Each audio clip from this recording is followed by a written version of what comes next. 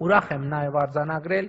որ Թուրքիայի հետ Հայաստանի ծավալած դրական երկխոսությունը հույս է տալիս, որ մենք առաջիկայում կարող ենք նաև Հայաստան-Թուրքիա սահմանի բացում ունենալ։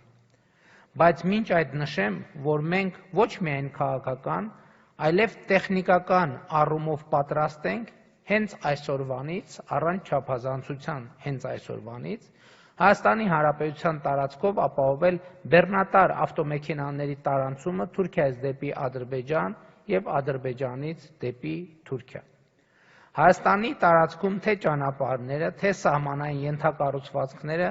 պատրաստ են սրա համար Մարգարա, Եղեգնաձոր, Սիսիան, Գորիս երթուղով։ Քաղաքական առումով մենք պատրաստ ենք նույն կերպ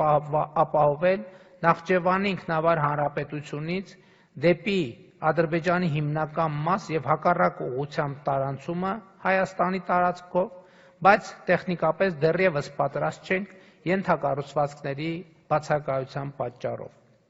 Քաղաքական առումով պատրաստ ենք նաև երկաթուղային տարանցում ապահովել Թուրքիայի և Նախճեվանի ինքնավար հանրապետության միջև, ինչպես նաև Թուրքիայի և Ադրբեջանի հիմնական մասի միջև, բայց այդ հատվածներում երկաթուղին նորոգման կամ վերակառուցման կարիք ունի։